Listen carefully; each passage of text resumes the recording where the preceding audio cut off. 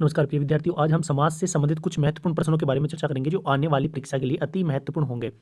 सबसे पहला हमारा प्रश्न है निम्नलिखित में से, प्रश्न नंबर 1 की हम बात कर रहे हैं। निम्नलिखित में से अव्ययी भाव समास का उदाहरण है। तो निम्न में से अव्ययी भाव समास का उदाहरण कौन सा है? तो यहाँ पे साथियों हमारा बिल्कुल बी विकल्प सही होगा, दिन दिन। क्यों? क्योंकि यह शब्द की पुनरावृत्ति हुई है। अव्ययी भाव समास की एक विशेषता होती है कि इसमें शब्द की पुनरावृत्ति होती है और प्रिय विद्यार्थी उपसर्गों का प्रयोग होता है। और हम बात करें तो इसमें पूर्व पद अव्यय या प्रधान होता है। प्रश्न नंबर 2 की बात करें तो निम्नलिखित में से तत्पुरुष समास का उदाहरण होगा। तो यहाँ तत्पुरुष समास का उदाहरण, ये तो तत्पुरुष, ये तो बिल्कुल गलत होगा। और इसमें हम बात करें तो उच्च आशय यानी उच्च है जो आशय, तो कर्मधारय का है, तो राजभवन राजा का भवन, ये बिल्कुल सही होगा। ये तो दिगु का है त्रिकोण, तो राजा का भवन हो जाएगा। द्वंद्व, प्रश्न नंबर 3 की बात करें, द्वंद्व समास का उदाहरण होगा। तो द्वंद्व समास का नर नारी, नर और नारी, क्योंकि दोनों पद प्रधान है, दोनों बोले तो पूर्व पद और उत्तर पद, नर भी प्रधान नारी भी प्रधान। नीलकमल कर्मधारय का है, नरबक्षी ये कर्म तत्पुरुष का कर्म तत्पुरुष है, जीवन बीमा जीवन का बीमा, ये भी तत्पुरुष का उदाहरण है। बात करें अगले प्रश्न की तो दिगु समास का उदाहरण होगा। दिगु समास का उदाहरण जिसमें पहला पद संख्यावाची होता हो, पहला पद संख्यावाची होता हो। तो यहाँ प्रिय विद्यार्थियों पहला पद संख्यावाची हमें केवल और केवल एक ही में दिख रहा है, केवल और केवल एक ही में दिख रहा है। ये है हमारा षटकोण, 6 कोणों का समूह है। ये पुत्र की विशेषता कु से होता है, ये तो कर्मधारय का होगा। प्रतिवर्ष हर वर्ष ये प्रति का उपसर्गों का प्रयोग अव्ययभाव में होता है। पीताम्बर यानी भगवान विष्णु की बात हुई है तो यहाँ बहुब्रीहि समास होगा। लेकिन दिगु की बात करें तो यहाँ विकल्प बी बिल्कुल सही है, षटकोण। 5 की बात करें तो बहुब्रीहि समास का उदाहरण होगा। नगर निवासी, नगर का निवासी, दिन भर हर दिन। पंचानन 5 है आनंद जिसके, ये शिव जी के लिए बात हुई है तो बिल्कुल बहुब्रीहि का यही होगा। चौराहा तो वैसे भी प्रथम पद संख्यावाची है तो दिगु में चला जाएगा। बात करें अगले प्रश्न की तो कौन सा उदाहरण कर्मधारय समास का नहीं है? कौन सा उदाहरण कर्मधारय समास का नहीं है? तो यहाँ देखो, यहाँ पे लाल मुख, लाल है जो मुख, यानी मुख को क्या बताया गया है? लाल, यानी मुख की विशेषता लाल से बताई गई। इसका मतलब ये तो है। पथ भ्रष्ट सॉरी सत्य चरित्र, सच यानी अच्छा है जो चरित्र, ये भी कर्मधारय का है। चरण कमल, चरण रूपी कमल, ये भी है। पथ भ्रष्ट नहीं है, पथ से भ्रष्ट अपादान है, अपादान बोले तो तत्पुरुष का भेद है। बात करें अगले प्रश्न की तो कौन सा समास तत्पुरुष का नहीं है? तो अक्षर ज्ञान, अक्षर का ज्ञान। नवरत्न, नौ रत्नों का समूह है। पाठशाला, पाठ के लिए, शाला विश्व शिवालय, शिव का आलय, बाकी तो सब तत्पुरुष के। एक नवरत्न दिगु का है तो ये नहीं होगा। बात करें अगले प्रश्न की तो अगला प्रश्न देखिए प्रिय विद्यार्थियों, यहाँ प्रश्न नंबर 8 के बारे में मैं जिक्र कर रहा हूँ कि कौन सा उदाहरण दिगु समास का नहीं है। तो यहाँ पंचपात्र, 5 है पात्र या 5 पात्रों का समूह। नवनिधि, 9 निधियों का समूह। 12 मास, 12 मासों का समूह। हमने अपने चैनल पे ऐसे कैसे आपको उदाहरण भी लिखवाए थे, वही यहाँ छपा है परीक्षा में। तो यहाँ पे चतुर्भुज नहीं होगा, ये भगवान विष्णु के लिए बात हुई है तो ये बहुब्रीहि का हो जाएगा। और इसने पूछा भी यही था कि दिगु का नहीं है तो यही नहीं है। संसद भवन का विग्रह होगा, संसद के लिए भवन। और अगला विकल्प है संसद का भवन, या संसद और भवन, संसद में भवन। तो संसद भवन का विग्रह होता है संसद का भवन, क्या होता है? संसद का भवन। राजमार्ग का विग्रह क्या होगा? राजमार्ग की यदि हम बात करें तो राजमार्ग का विग्रह होगा प्रिय विद्यार्थियों राजा का मार्ग, राजा का मार्ग होगा। तत्पुरुष का है। द्वंद्व समास का उदाहरण नहीं है, 11वां प्रश्न है। द्वंद्व समास का उदाहरण नहीं है तो पिता माता, पिता माता और पिता माता, सॉरी द्वंद्व समास का उदाहरण है तो यही होगा माता पिता माता और पिता, क्योंकि पीताम्बर तो बहुब्रीहि का है, त्रिलोक दिगु का है और हस्तलिखित ये कर्ण तत्पुरुष का है। बात करें हम अगले प्रश्न की तो बहुब्रीहि समास का सही उदाहरण है। तो बहुब्रीहि समास का सही उदाहरण की यदि हम बात करें तो बहुब्रीहि समास का सही उदाहरण तिकोना, 3 कोणों का, ये तो दिगु का है।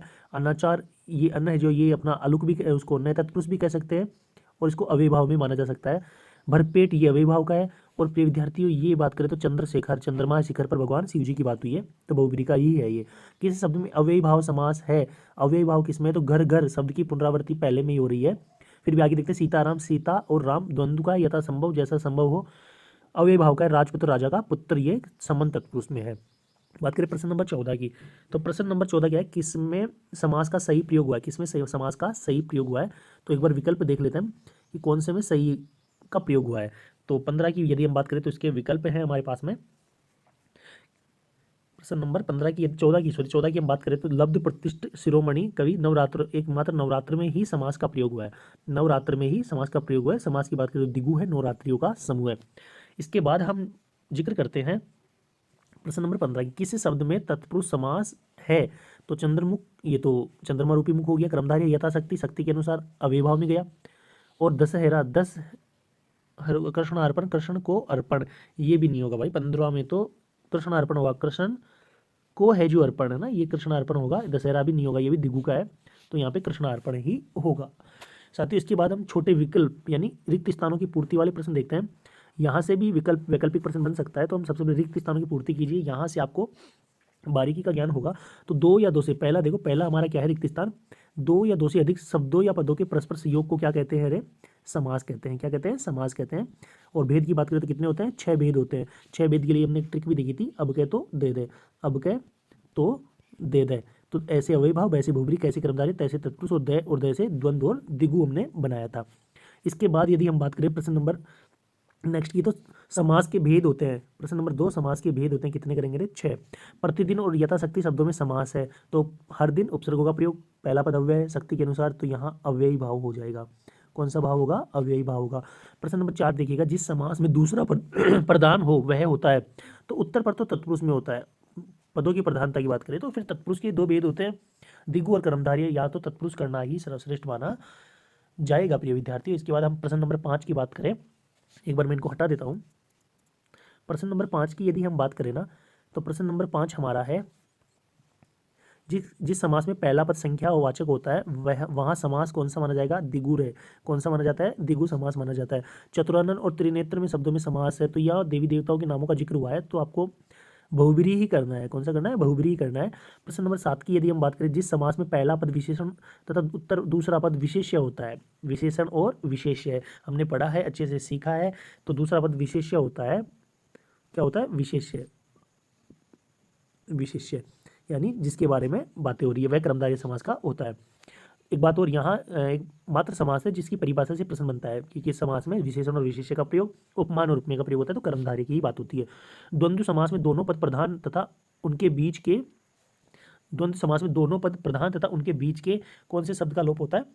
और शब्द का लोप पाया जाता है। सीखा है ना हमने, और शब्द का लोप पाया जाता है। साथियों 9वें प्रश्न में देखें तो तत्पुरुष समास के भेद कितने होते हैं? तो तत्पुरुष समास के भेद कितने होते हैं आपने सीखा है ना। तत्पुरुष समास के भेद कितने? तत्पुरुष समास के भेद कितने? 6। ये 6 भेद होते हैं, कर्म तत्पुरुष, कर्ण तत्पुरुष, संप्रदान तत्पुरुष, अपादान, अधिकरण और संबंध। लेकिन यदि पदों की प्रधानता के आधार पर देखें, पदों की प्रधानता के आधार पर देखें तो तत्पुरुष के 2 भेद होते हैं, एक तो दिगु और एक होता है कर्मधारय। दिगु और कर्मधारय। साथियों ये विकल्प पे निर्भर करेगा कि उसने यदि तत्पुरुष समास के भेद पूछे तो आपको 6 करना है, और मानो विकल्प में 6 है ही नहीं तो आप 2 करेंगे। क्यों करेंगे? क्योंकि एक तो दिगु होता है और एक कर्मधारय। पदों की प्रधानता के बारे में पूछा इसने। बात करें अंतिम प्रश्न की, सामासिक शब्दों के बीच के संबंध को स्पष्ट करना क्या कहलाता है? सामासिक यानी सामासिक मतलब जिस शब्द में समास मिला हुआ है, और हमने जिक्र किया था कि जिस सामासिक पदों को अलग अलग करना समास विग्रह कहलाता है। क्या कहलाता है? समास विग्रह। समास विग्रह कहलाता है। जैसे संधि शब्द को अलग करना संधि विच्छेद कहलाता है, तो यहाँ सामासिक पद को अलग करना समास विग्रह कहलाता है। ये था आज का हमारा समास बिंदु को लेकर अति महत्वपूर्ण प्रश्नावलियों का एक छोटा सा एपिसोड। साथियों यहाँ से आपकी परीक्षा में प्रश्न बनने की पूरी संभावना है। आप लोग इस प्रश्नों को एक बार फिर से दोहरान कर लेंगे, अपने नोट्स बनाते चलेंगे। हम ऐसे ही आने वाले समय में आपके लिए परीक्षा से पहले अति महत्वपूर्ण प्रश्नों की प्रश्नावली लेकर आते रहेंगे। आज के लिए इतना ही। बहुत बहुत धन्यवाद और आपका आभार।